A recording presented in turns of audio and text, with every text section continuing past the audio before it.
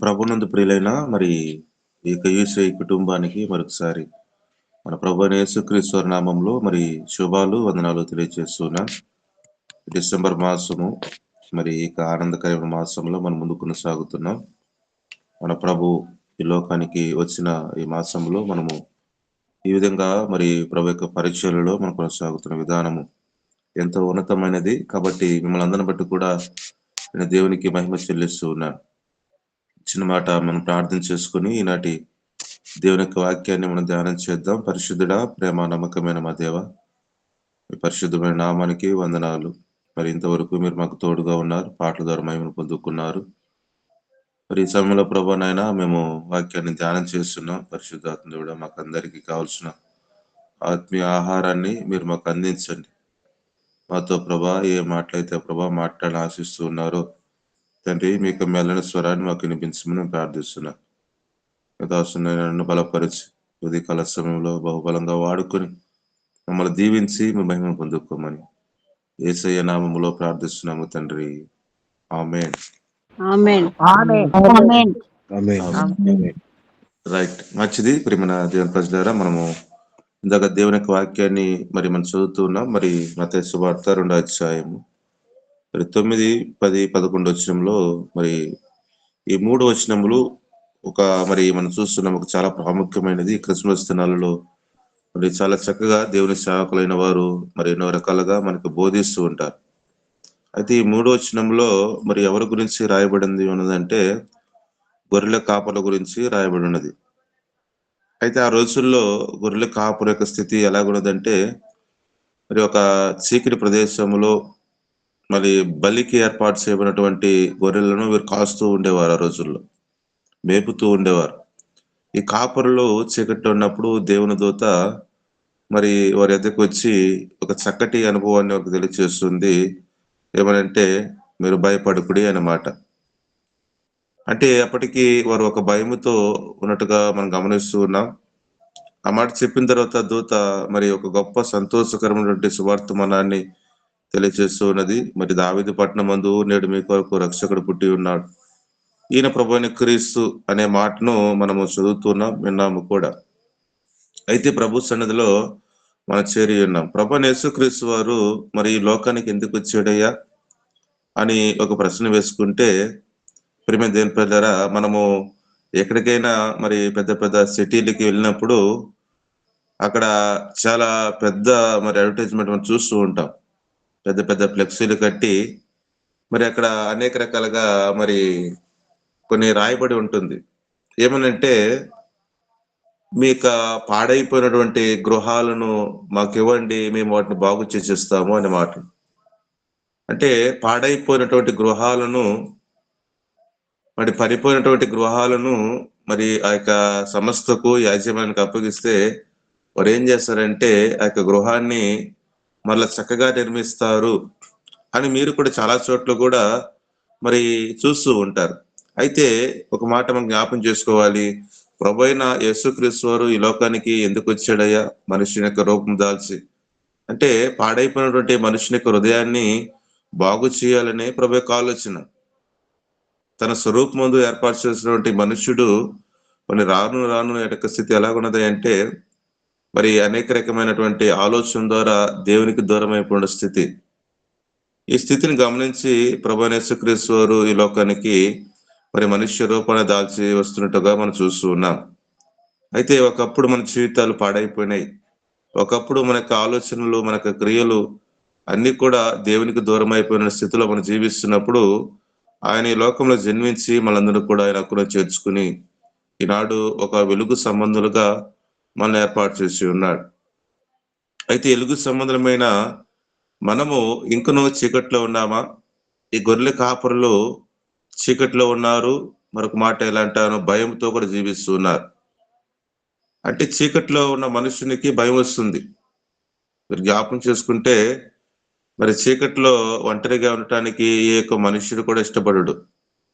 అయితే చీకట్లో ఉన్న వ్యక్తికి భయం వస్తూ ఉన్నదని విషయం జ్ఞాపం చేసుకుంటున్నాము. అయితే ప్రియమైన దేవుని ప్రజలారా, ఈనాడు దేవుని పిల్లమైన మనము నువ్వు భయపడుతున్నావు, కన్నీరు కారుస్తూ ఉన్నావు, మరి అనేక రకాలుగా వేదన చెందుతున్నావు. నాకే సమస్యలు ఎందుకండి అని అనేక రకాలుగా నువ్వు బాధపడుతూ ఉంటే ఒక మాట మాకు జ్ఞాపం చేసుకోవాలి. మరి ఇంకను కూడా నువ్వు చీకట్లోనే జీవిస్తున్నావేమో. అంటే చీకటిలో ఉన్నటువంటి మనల్ని ప్రభువు వెలుగుమయం చేసినప్పుడు, వెలుగు సంబంధాలుగా చేసినప్పుడు దేవుని పిల్లమైన మనం ఎక్కడ కూడా పడకూడదు, కన్నీరు కార్చకూడదు, వేదన చెందకూడదు. ఎందుకంటే అంత గొప్ప దేవుని మనం కలిగి ఉన్నాం. చాలా సార్లు నాకెవరు లేరు అన్నట్టుగా మనం బాధపడుతుంటాం ప్రియమైన దేవుని ప్రజలారా. ఈ భౌతికమైన సంబంధమైన వ్యక్తులు ఎవరు కూడా నీతో లేకపోయినా సరే మనం జ్ఞాపం చేసుకోవాలి. మన గొప్ప దేవుడు నీతో ఉన్నాడనే విషయాన్ని ఒక ధైర్యం కలిగి మనం ముందుకు కొనసాగాలి. కాబట్టి ఎలుగు సంబంధమైన మనకు స్థితి ఎలాగున్నది? ఉదయకాల సమయంలో ఈ యొక్క గొర్రెల కాపుల యొక్క స్థితుల నుంచి ఒక 3 అనుభవాలను నేను మీ ముందు ఉంచుతాను. ఈనాడు ఈ అనుభవాలు మనలో ఉన్నాయా? పరిశీలన చేసుకుందాము. నీలో ఉన్నట్లయితే నువ్వు భయపడే వ్యక్తివి కాదు. శ్రమను చూసి కానీ, కష్టాన్ని చూసి కానీ ఎక్కడ కూడా నువ్వు భయపడవు. మరి సంతోషంగా మనం జీవిస్తూ ఉంటాం. వెలుగు సంబంధంగా మనం ఉంటే ఈ 3 అనుభవాలు మనలో ఉంటాయి. ఒకవేళ చీకటిలోనే ఇంకా మనం జీవిస్తూ ఉంటే ఈ 3 అనుభవాలు మనలో ఉండవు అన్న విషయం మనం జ్ఞాపకం చేసుకోవాలి. ఈ గొర్రెల కాపరుల యొక్క స్థితి ఒకప్పుడు భయముతో ఉన్నారు, చీకట్లో ఉన్నారు. దేవుని దూత మరి వారి వద్దకు వచ్చినప్పుడు వారిలో కలిగిన ఒక గొప్ప మార్పును ఒక 3 మీ ముందు ఉంచుతాను. శ్రద్ధగా వినటానికి ప్రయత్నం చేద్దాం. దేవుని దాసులు ఎంతో భారము కలిగి మిమ్మల్ని ప్రోత్సాహపరుస్తూ ఉన్నారు. మరి దేవుని యొక్క వాక్యము వృధాగా పోనీయకుండా మరి ప్రతి దినము కూడా ఎన్నో రకాలుగా మిమ్మల్ని బలపరుస్తూ మరి ఎన్నో రకాలుగా ముందు నడిపిస్తున్న విధానం బట్టి వారిని బట్టి కూడా దేవునికి మహిమను అర్పిస్తూ ఉన్నారు. రండి 2వ అధ్యాయము లోక సువార్త 15వ వచనాన్ని నేను చదువుతూ ఉన్నాను.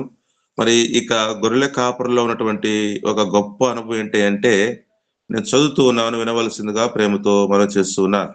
లోక సువార్త 2వ అధ్యాయము 15వ వచనాన్ని చదువుతూ ఉన్నాను. ఆ దూతలు తమ యొద్ద నుండి పరలోకమునకు వెళ్ళిన తర్వాత ఆ గొర్రెల కాపరులు జరిగిన ఈ కార్యమును ప్రభువునకు మనకు తెలియజేయించి ఉన్నాడు. మనము బెత్లెహేము వరకు వెళ్ళి చూతుము రండని ఒకనితోనొకడు చెప్పుకొని దేవునికి స్తోత్రం కలుగును గాక.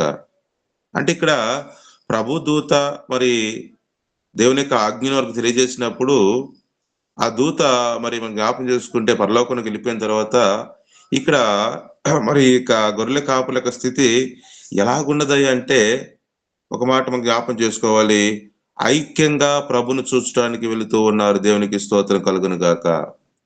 దేవునితో చెప్పింది మీ కొరకు రక్షకుడు పుట్టి ఉన్నాడు అని చెప్పినప్పుడు మరి ఆ స్థితిలో వారు ఎవరికి వారే వెళ్ళిపోలేదు. అంటే నేను విన్నాను కదా అని చెప్పేసి వారు ఎవరికి వారే మరి ఐక్యత లేకుండా వారు ప్రభుని చూడటానికి వెళ్ళలేదు. కానీ మనం జ్ఞాపం చేసుకోవాలి ఉదయకాల సమయంలో ఏంటంటే వెలుగు సంబంధమైన మనం అందరూ కూడా ఇప్పుడు ఒక సంతోషకరమైన సువర్తమానము మరి ప్రభు వారికి తెలియజేసినప్పుడు వీరు ఏం చేశారయ్య అంటే ఒక మాట మనం చూస్తున్నాము, ఐక్యత కలిగి ప్రభుని చూడడానికి వెళ్తూ ఉన్నారు. అంటే ఇక మనం చూసిన ఒక చక్కటి మాట, ఒకరితోనొకడు చెప్పుకొని అంటే మరి ఐక్యత కలిగి వారు ఒకరినొకరు పురికొల్పుకుంటున్నారు. రండి మనం వెళదాము, ప్రభును చూద్దాము, రక్షకుడు పుట్టి ఉన్నాడంట అని చెప్పేసి ఐక్యత కలిగి ఒకరినొకరు మరి పురికొల్పుకొని ప్రభు చూడటానికి వెళుతూ ఉన్నారు. ఉదయకాల సమయంలో ప్రియ సహోదరి సహోదరులరా ఒక మాట మనం జ్ఞాపం చేసుకోవాలి. వీరిలో ఐక్యత కనబడుతూ ఉంది. ఒకరిని ఒకరు ప్రోత్సాహపరుచుకుంటున్నారు. దేవునికి స్తోత్రం కలుగును గాక. రండి ప్రభుని చూద్దాం. ఏమండి ఈ ఉదయకాల సమయంలో దేవుని పిల్లమైన మన యొక్క స్థితి ఎలాగున్నది అంటే ఐక్యత లేదు. ఐక్యత లేకుండా ఏమండి ఒంటరి జీవితము ఈ స్థితిలో చాలా మంది కూడా అలా జీవిస్తున్నప్పుడు ఒక మాట మనం జ్ఞాపం చేసుకోవాలి. నిజమైనటువంటి ఆ యొక్క క్రిస్మస్ మన జీవితాలలో ఇంకను కూడా మనము జరిగించలేకపోతున్నామేమో. క్రిస్మస్ అంటే క్రీస్తును ఆరాధన చేయుట. జ్ఞాపం చేసుకోవాలి.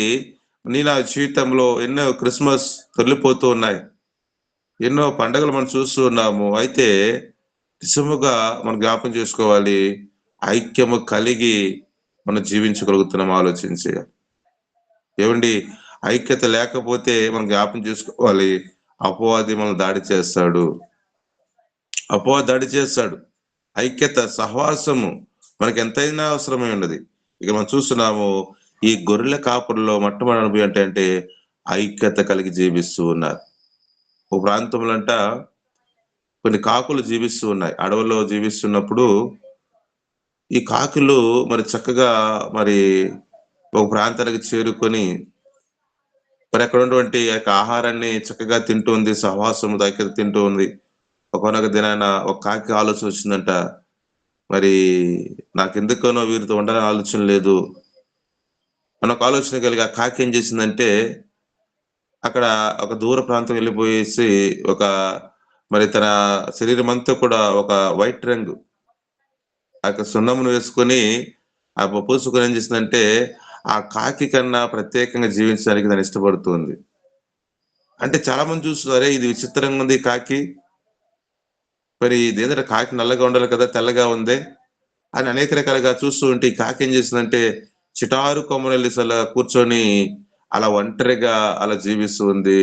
అంటే ఒక ఇగో కలిగి మీరందరూ కూడా మరి తక్కువ వారు నేనే అన్నట్టుగా ఒక విధానంలో ఆ యొక్క సహవాసాన్ని, ఆ యొక్క ఐక్యతను కోల్పోయి ఒంటరిగా చిటారు కొమ్మన కూర్చున్నప్పుడు కింద నుంచి వేటగాడు చూశాడు. "అరే!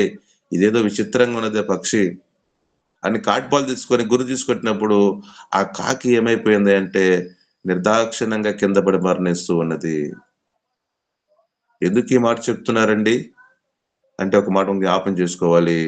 మన జీవితాలలో ఐక్యత లేకపోతే మనం జ్ఞాపం చేసుకోవాలి, మన శ్రమను, కష్టాన్ని అనుభవిస్తూ ఉంటాం. శోధనను మనం కొని తెచ్చుకుంటాం. ఉదయకాల సమయంలో ఈ ప్రభు మనతో మాట్లాడుతున్న గొప్ప మాట ఏంటంటే, ఈ గొర్రెల కాపురిలో ఉన్నటువంటి ఒక గొప్ప అనుభవము, ఐక్యముగా వారు వెళుతూ ఉన్నారు ప్రభు వద్దకి. బైబిల్‌లో ఒక చక్కటి మాట ఉంటది కదా! సహోదరులు ఐక్యత కలిగి నివసించడం ఎంత మేలు, ఎంత మనోహరము. ఏవండి, మేలెక్కడుందయ్యా? మనోహరం ఎక్కడుందయ్యా? అంటే బైబిల్ చెప్తున్న ఒక మాట, మనం ఐక్యత కలిగి జీవిస్తున్నప్పుడు ఒక చక్కటి మాట మనం చూస్తున్నాము. మన జీవితాల్లో మేలు జరుగుతూ ఉన్నది. అంటే మేలును మనం చూడలేకపోతున్నాం. కీడుని చూస్తూ ఉన్నాం, బాధని చూస్తున్నాం. అంటే ఒక మాట మనం జ్ఞాపం చేసుకోవాలి. ఒక మాట ఏంటి అంటే, ప్రియమైన దేవుని ప్రజలారా, మన జీవితాలలో ఐక్యత లేదేమో. ఐక్యత ఈనాడు క్రైస్తవునికి ఎంతో ప్రాముఖ్యమైనది. ప్రియ సహోదరి, సహోదరులారా, ఐక్యత లేకుండా మనము ఎన్ని రకాలుగా ప్రయాసపడినా సరే, మన ప్రయాసంతా కూడా వృధా అయిపోతూ ఉన్నది. ఇక్కడ ఒక చక్కటి అనుభవాన్ని మనం చూస్తున్నాము. ఐక్యత కలిగి ప్రభువుని చూడటానికి వెళుతూ ఉన్నారు. ఒకరినొకరు పురికొల్పుకుంటూ ఉన్నారు. ఆలోచన చేయాలి. మరి మన యొక్క క్రైస్తవ యొక్క జీవితంలో ఐక్యత ఎంతో ప్రాముఖ్యమైనది. నేను ముందుకెళ్తున్నాను. సమయం లేదు కాబట్టి లూకా సువార్త అదే 2వ అధ్యాయము మరి 16వ వచనం కూడా చదువుతూ ఉన్నా. త్వరగా వెళ్లి మరియను, యోసేపును తొట్టిలో పడుకొని ఉన్న శిశువును చూసిరి అనే మాటకి మనం చూస్తున్నాం. మొట్టమొదటిగా ఈ గొర్రెల కాపురిలో ఐక్యత కనబడుతూ ఉన్నది. మనలో కూడా ఐక్యత ఉండాలని ప్రభువు ఆశిస్తూ ఉన్నాడు. ఈ రెండో మాటకి మనం చూస్తున్నాము. త్వరగా వెళ్ళి అంటే ఇక్కడ ఒక చక్కటి మాట, ఆసక్తి కలిగిన కాపులుగా మనకు కనపడుతూ ఉన్నారు. వీరిలో ఆసక్తి ఉన్నది. వీరిలో ఆసక్తి అంటే మనం జ్ఞాపం చేసుకోవాలి. ఇష్టము. మనం ఈ లోకంలో చాలా వాటిని ఇష్టంగా చేస్తూ ఉంటాం కదా! ఈ భౌతిక సంబంధమైన వాటిని కొన్నిసార్లు మనం కష్టంగా చేయాల్సిన వాటిని కష్టంగా చేయము. ఎందుకంటే ఎదుటి వ్యక్తి ఏమనుకుంటాడో, మా యజమానుడు, మా యాజమాన్యం ఏమనుకుంటుందో అని మనకి ఇష్టం లేకపోయినా మనుషులకి ఇష్టంగా ఉండాలని చాలా రకాలుగా మనం ప్రయత్నం చేస్తూ ఉంటాం. అంటే ఇక్కడ ఒక చక్కటి మాట, ఈ గొర్రెల కాపురిలో ఉన్నటువంటి ఒక గొప్ప అనుభవం ఏంటి అంటే వారిలో ఆసక్తి ఉన్నట్టుగా మనం చూస్తూ ఉన్నాం. ఆ దూత చెప్పినప్పుడంట వారు త్వరగా వెళ్ళిపోయారంట. అంటే ఒక ఆసక్తి, నేను ప్రభువును చూడాలి, రక్షకుని చూడాలి అన్న ఒక ఆలోచన కలిగి వారు ఆసక్తితో వారు పరిగెడుతూ ఉన్నారు. ఇది కాల సమయంలో ఏటి యందు మనం ఆసక్తిని కనబరుస్తూ ఉన్నాం? వేటిని మనం ఇష్టపడుతూ ఉన్నాం? ప్రియమైన దేవుని ప్రజలారా, ఈ క్రిస్మస్ దినాలలో ఈ సంతోషకర మాసంలో నీవు నేను మనం జీవిస్తున్నప్పుడు ఒక మాట ఎలా అంటాను, దేవుని యొక్క పనిని ఇష్టంగా మనం చేయాలి. దేవునికి స్తోత్రం కలుగునుగాక. దేవుని యొక్క పనిని ఆసక్తితో మనం కనపరచాలి. ఆసక్తి కనపరచాలి. చాలా సార్లు దేవునిలో మనం ఆసక్తి కనపరచం కానీ, ఈ భౌతిక సంబంధమైనటువంటి పనుల గురించి మనం ఎన్నో రకాలుగా ప్రాకులాడుతూ ఉంటాం. మనం ఎన్నో రకాలుగా ఆసక్తిని వ్యక్తపరుస్తుంటాము కానీ, మనం జ్ఞాపం చేసుకోవాలి ఇది కాల సమయంలో ప్రియ సహోదరి, సహోదరులారా, ఒక చక్కటి మాట ఎలా అంటాను, దేవుని సన్నిధి అంటే మనం జ్ఞాపం చేసుకోవాలి. మనం ఇష్టపడాలి. ప్రియ సహోదరి, సహోదరులారా, ఒక మాట ఎలా అంటాను, దేవునికి ఇచ్చే విషయంలో కూడా మనం ఇష్టంగా ఇవ్వాలి. ఆసక్తితో ఇవ్వాలి. ఏదో ఇవ్వాలి కదా! మరి ఉంది కదా! అన్న ఆలోచన కలిగి అయిష్టంగా ఏవండీ ఆసక్తి లేకుండా మనము దేవునికి ఇచ్చినప్పుడు దానిలో ప్రయోజనం లేదు. మనకందరికీ తెలిసిన సందర్భమే.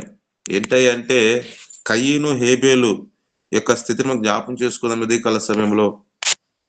ప్రియ దేవుని ప్రజలారా, మరి దేవుని సన్నిధిలో మనం జ్ఞాపం చేసుకుంటే కయ్యూను మరి ఆ యొక్క మరి దేవునికి ఇవ్వాల్సిన ప్రథమ ఫలం తీసుకొచ్చాడు. హేబేలు కూడా తీసుకొచ్చాడు.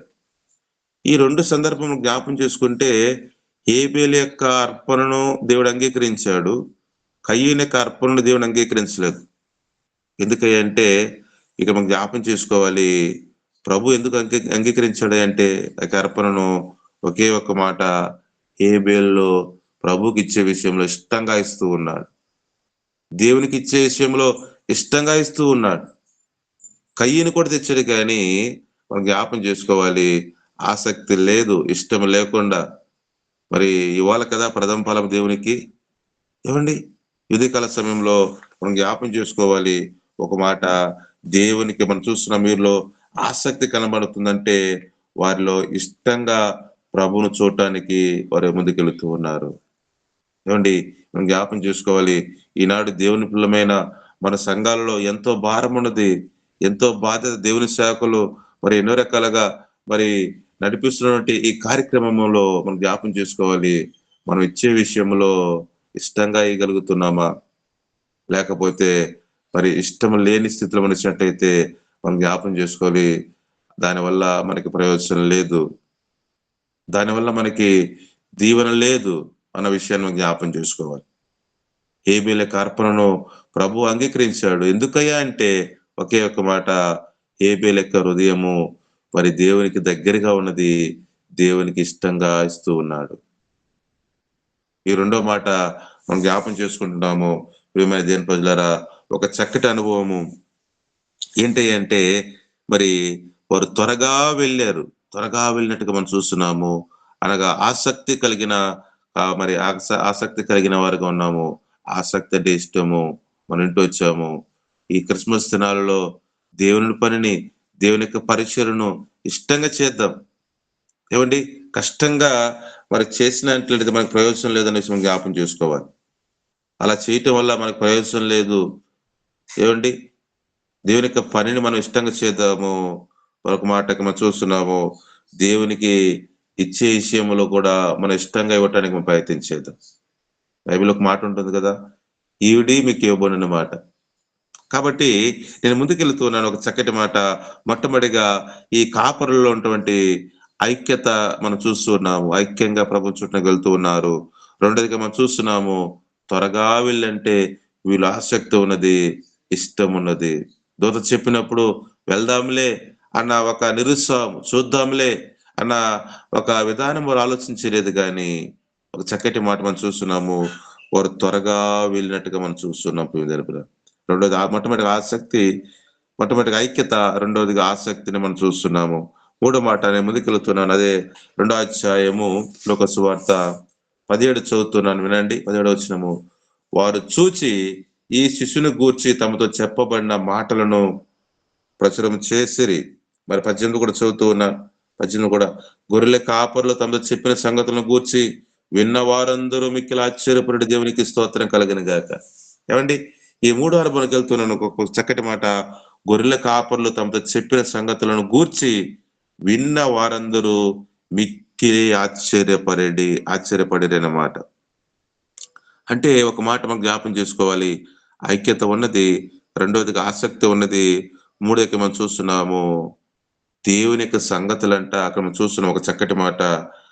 వారు ప్రభువు గురించి చెప్తున్నప్పుడంట ఎదుటి వ్యక్తి వినే వ్యక్తి ఆశ్చర్యపడ్డాడంట. ఆశ్చర్యపడ్డారంటే మిక్కిలి ఆశ్చర్యపడిరి అనే మాటను. దేవుని సంగతులు ఆశ్చర్యపడే విధంగా మరి గొర్రెల కాపరులు చెప్తూ ఉన్నారండి. ఆశ్చర్యపడే విధంగా ప్రభు గురించి తెలియచేస్తూ ఉన్నారు. ఇది మనం జ్ఞాపం చేసుకోవాలి. ఈ లోకంలో గమనించండి. మరి చాలా సార్లు మొబైల్ చూస్తూ ఉంటాము. ఆ సమయంలో కొన్ని అడ్వర్టైజ్‌మెంట్ వస్తూ ఉంటుంది. అడ్వర్టైజ్‌మెంట్ వస్తున్నప్పుడు మరి వాడి యొక్క ఆలోచన ఎలాగుంటుంది అంటే, మరి మొబైల్ చూస్తున్న వ్యక్తికి ఏదైతే చెప్పాలో ఒక 2 సెకన్లు చెప్పేస్తాడంతే. అంటే చాలా సమయం వెచ్చించకుండా తను చెప్పాల్సినటువంటి కంటెంట్‌ను ఒక 2 సెకన్లంతే. 2, 3 సెకన్లలో చెప్పడానికి మరి ఆ యొక్క మరి అడ్వర్టైజ్‌మెంట్ వారు ఇష్టపడుతూ ఉంటారు. మనం జ్ఞాపం చేసుకోవాలి. ఈ ఉదయకాల సమయంలో ఒక మాట ఎలా అంటాను, దేవుని సంగతులంట ఆశ్చర్యపడే విధంగా వివరించారంట వాళ్ళందరూ. అంటే మనం జ్ఞాపం చేసుకోవాలి. ప్రభు సన్నిధిలో ఒక మాట ఎలా అంటాను, నీవు నేను కూడా ఏవండి వీరిలో ఒక సంతోషం వచ్చింది, ఆనందం వచ్చింది. ఇవి పొందుకున్న తర్వాత వీరు మర్చిపోలేదు. ఇవి పొందుకొని వాటిని విడిచిపెట్టలేదు కానీ, మనం జ్ఞాపం చేసుకోవాలి. అందరితో కూడా ఏవండి ప్రచురం చేస్తూ ఉన్నారు. అందరికీ తెలియచేస్తూ ఉన్నారు. విన్నవారి యొక్క స్థితి ఎలాగుందంటే ఆశ్చర్యం కలుగుతుంది. ఆశ్చర్యపడుతూ ఉన్నారు. ఈనాడు బైబిల్‌లో ఒక మాట ఉంటుంది. ఆయన చేసిన ఉపకారములలో దేనిని మరువకము, దేవునికి స్తోత్రం కలుగును గాక. ఆయన చేసిన ఉపకారములలో దేనిని మరువకము అని లేఖలు సెలవిస్తూ ఉంటే, ఈనాడు మనం జ్ఞాపం చేసుకోవాలి. ప్రభు నీ పట్ల చేసినటువంటి ఆ గొప్ప కార్యములను, ఆ గొప్ప విషయాలను, ఆ గొప్ప సంగతులను మనం జ్ఞాపం చేసుకోవాలి. ఎంతమందికి తెలియచేస్తున్నామండి? పొందుకొని మనం జ్ఞాపం చేసుకుంటే, ప్రభు నుంచి మేలు పొందుకొని మనం చేస్తున్న ఆ యొక్క తప్పిదం ఏంటి అంటే మనలోనే మనము అలా దాచిపెట్టుకుంటాం కానీ ప్రభువు ఈనాడు చాలా మంది మన ఎదుటున్నారు కదండీ! రక్షణ లేకుండా, ప్రభు యొక్క కార్యం చూడకుండా, సత్యమును మరిచి అసత్యములోనే ఏవండీ సృష్టికర్తను మరిచి, సృష్టిని పూజిస్తూ ఎంతో మంది ఉన్నారు ఎదుట. ఇక్కడ ఒక కాపరులు ఒక సంతోషకరమైనటువంటి ఒక ఆనందాన్ని చూసినప్పుడు మనం చూస్తున్న వారంట ఏవండీ ఒక చక్కటి మాట ఆశ్చర్యపడే విధంగా వివరిస్తూ ఉన్నారు. భౌతికమైనటువంటి వారు ఏవండీ వారి యొక్క పరిచర్యను, వారి యొక్క ప్రొడక్ట్‌ను మరి సేల్ అవ్వటానికి ఎన్నో ప్రయత్నం చేస్తూ ఉంటే, ఈనాడు నేను యేసు ప్రభువుని ఈ లోకంలో తీసుకెళ్ళాలి. అనేక మందికి పరిచయం చేయాలి. ప్రభు నా పట్ల ఎంతో అద్భుత కార్యం చేశాడు. ఎన్నో మేలు చేశాడు. చాలా సార్లు నీవు నేను ఎలా ఉంటామంటే ప్రభు నుంచి మేలు పొందుకొని, సంతోషాన్ని పొందుకొని, ఆనందంగా జీవిస్తున్నప్పుడు ఏవండీ ఎంతమందికి మనము ఆశ్చర్యపడే విధంగా ప్రచురం చేస్తున్నాం. ఆశ్చర్యపడే విధంగా ప్రచురం చేస్తూ ఉన్నాం. ఈనాడు చాలా మంది యొక్క స్థితి ఎలాగుంటుంది అంటే, ఏదైనా ఒక విషయాన్ని తెలిసినప్పుడు దాన్ని అనేక రకాలుగా మరి వల్లించి, మార్చి ఎదుటి వ్యక్తికి చెప్పడానికి ఇష్టపడుతూ ఉంటారు. ఏవండీ భౌతిక సంబంధమైన వాటి కోసము మనం ప్రయాసపడుతుంటాం కానీ, ఆత్మీయ జీవితంలో మనం జ్ఞాపం చేసుకోవాలి. ప్రభు గురించి చెప్పటానికి ఏవండీ నీవు నేను కూడా ఎన్ని రకాలుగా ప్రయత్నం చేస్తున్నామో మనం జ్ఞాపం చేసుకోవాలి. ఒక మాట చదువుతాను. ఇక్కడ మనం చూస్తున్నాం ఒక చక్కటి మాట. దేవుని సంగతులను ఆశ్చర్యపడే విధంగా మరి వారు వివరిస్తూ ఉన్నారు. రండి మార్కు సువార్తలో ఒక మాట చదువుతాను. మార్కు సువార్త 5వ అధ్యాయంలో 20 వచనం చదువుతున్నాను. 20 వచనాన్ని చదువుతున్నా. 5వ అధ్యాయం 20 వచనం. వాడు వెళ్లి యేసు తనకు చేసినవన్నీయు దెక్కపొలిలో ప్రకటించనారంభించగా అందరూ ఆశ్చర్యపడిరి. దేవునికి స్తోత్రం కలుగును గాక. ఎవడు ఈడంటే సేన అనే దెయ్యం పట్టినటువంటి ఒక వ్యక్తి అంట ఆ యొక్క మరి 2000 దయ్యాలు మరి కొన్ని మరి బహుశా సమూహము అంతా అతన్ని బట్టి పీడిస్తున్నప్పుడు సమాధులు నివసిస్తూ ఉండేవాడు. సంఖ్యల చేత బంధించినప్పుడు ఆ సంఖ్యలన్నీ కూడా తుత్తులుగా మరి వించేస్తూ ఉన్నాడు. విడదీస్తున్నప్పుడు ఇక వ్యక్తిని ప్రభు స్వస్థపరిచాడు. ప్రభు నుంచి మేలు పొందుకున్నాడు. అప్పటి వరకు తన జీవితంలో సంతోషం లేదు, ఆనందం లేదు, నెమ్మది లేదు. ఇప్పుడు సంతోషంతో సంతోషాన్ని పొందుకున్నాడు, ఆనందాన్ని పొందుకున్నాడు. తన జీవితంలో నెమ్మది వచ్చింది. వస్త్రాలు ధరించాడు. ఇతను ఏం చేశాడయ్యా అంటే మనం జ్ఞాపకం చేసుకోవాలి. దెకపొలిలో ప్రకటింపనారంభించగా అందరూ ఆశ్చర్యపడ్డారు. ఏవండి, దెకపొలి అంటే మనం జ్ఞాపకం చేసుకుంటే 10 గ్రామాలు తిరిగాడంట. ఎందుకోసము అంటే ఒక మాట ఎలా అంటాను, ప్రభు యొక్క సంగతులను ఎలా చెప్పేశాడో మనం జ్ఞాపం చేసుకోవాలి. ఆ యొక్క అది ఎంత సమయం తీసుకుంటో తెలియదు కానీ ఒక చక్కటి మాట, దెకపొలిలో ప్రకటింపనారంభించగా అందరూ ఆశ్చర్యపడ్డారు. మనుషుని యొక్క స్థితి, ఏదైనా ఒక మూవీ చూసినప్పుడు అందులో ఒక సన్నివేశాన్ని ఎలా మనుషులకి వివరిస్తామండి? ఆ! ఆ హీరో అంట, ఏవండి ఆ డైలాగ్ అంట, ఆ డాన్స్ అంట, ఏవండి వీటి వల్ల మన ప్రయాసంతా కూడా మరి వృధానే కదా! ఏవైనా పొందుకుంటామా? ఏవైనా మరి వారేమైనా ఇస్తే ఏమి ఉండదు. అంతా కూడా మనకు నష్టమే. కష్టమే కానీ మనం జ్ఞాపకం చేసుకోవాలి. ప్రభువు నుంచి మేలు పొందుకున్నప్పుడు ఈ క్రిస్మస్ దినాల్లో ఎన్నో మేలు పొందుకుంటున్నాము. ఏవండి, ఎన్నో ఆశ్చర్యకార్యములు, నువ్వు అడిగింది కొంచెమే, ప్రభు నీ పట్ల ఎంతో గొప్ప కార్యం చేస్తూ ఉన్నాడు. ఆయన కార్యములంటే ఎలాంటిదంటే కంటికి కనపడవు. ఏవండి, చెవులకు వినపడదు. ఏవండి, హృదయానికి గోచరి కాదట. ఇన్ని అద్భుత కార్యం చేస్తూ ఉంటే, ఏవండి ఒకప్పుడు చీకటి సంబంధాలుగా ఉన్నప్పుడు మనం చీకట్లో ఉన్నాం. ఏవంటే భయముంది, సంతోషం, ఆనందం లేదు. ఇప్పుడు వెలుగు సంబంధాలుగా నీవు నేను కూడా తీర్చబడినప్పుడు ప్రియమైన దేవుని ప్రజలారా, ఈ ఉదయకాల సమయంలో మనం జ్ఞాపకం చేసుకోవాలి. ఆశ్చర్యపడే విధంగా వీరు ప్రచురం చేస్తూ ఉన్నారంట. ఎంత గొప్ప అనుభవం కదా! ప్రియమైన దేవుని ప్రజలారా, నేను ముగింపులోకొస్తున్నాను. మనం జ్ఞాపం చేసుకుందాము, ఆలోచన చేద్దాము. ఇక మరి యేసు పుట్టుకలో మరి ఒక ప్రాముఖ్యమైనటువంటి మరి పాత్రను పోషించిన ఈ గొర్రెల కాపరున్నటువంటి ఒక 3 అనుభవాలు మనతో ప్రభు మాట్లాడుతూ ఉన్నారు. మనకు తెలియజేశారు. మనం జ్ఞాపం చేసుకుంటున్నాము. మొట్టమొదటిగా వీరు ఐక్యంగా ప్రభువుని చూడటానికి వెళుతూ ఉన్నారంటే, ఐక్యత కలిగి వీరు జీవిస్తున్నారు. నీవు నేను కూడా మరి ఎవరితోనైనా ఇంకను కూడా ఐక్యత లేకుండా మనం అలా ముందు కొనసాగుతూ ఉంటే, మనం జ్ఞాపం చేసుకోవాలి. ఐక్యత కలిగి మనం జీవిద్దాము. రెండోదిగా మనం వింటూ ఉన్నాము. వారు త్వరగా వెళ్లారంటే వీరిలో ఆసక్తి ఉన్నది. ఇష్టంగా ప్రభువుని చూడటానికి వెళ్తూ ఉన్నారు. కష్టంగా ఎళ్ళట్లేదు. ఇష్టంగా ప్రభువుని చూడటానికి వెళ్తూ ఉన్నారు. మనం జ్ఞాపం చేసుకోవాలి. మనము కూడా ప్రభు యొక్క పనిలో కావచ్చు, ఏదైనా కానీ ఇష్టంగా చేయడానికి మనం ప్రయత్నం చేద్దాం. కష్టంగా ఏది కూడా చేయకూడదు. అసలు చేయకుండా ఉండటం మంచిది. కాబట్టి ఈ రెండో మాట మనం వింటూ వచ్చాము. మరి ఇష్టంగా మనము మనం ముందు కొనసాగుదాం. మూడో మాట మనము వింటూ వచ్చాము చివరగా, దేవుని సంగతులంట ఆశ్చర్యపడే విధంగా వివరించారు. ఇది మనం జ్ఞాపం చేసుకోవాలి. నీ నా జీవితంలో ప్రభు ఎన్నో మేలు చేస్తున్నాడు. ఎన్నో ఆశ్చర్యకార్యములు, ఎంతో సంతోషము. ఏవండి, కష్టాలలో, బాధల్లో ఉన్నప్పుడు ఆ కష్టాలను, ఆ యొక్క కన్నీరును నాట్యంగా మారుస్తున్నాడు దేవుడు. సంతోషమయంగా మారుస్తున్నాడు. ఇన్ని చేసిన ఏవండి ప్రభు యొక్క సంగతులను, ఆయన యొక్క ఆశ్చర్య కార్యములను ఒక మాట ఎలా అంటాను, ఎదుటి వ్యక్తి ఆశ్చర్యపడే విధంగా మనం తెలియచేయాలి. చాలా సార్లు నేను చాలా ఒక మంచి పని చేశానండి. అంటే మనల్ని మనం చెప్పుకుంటాము కానీ, నేను నాలో ఈ మంచి జరగటానికి ఒకాయన ఉన్నాడు. ఆయనే ప్రభువైన యేసు, నాదేమీ లేదు.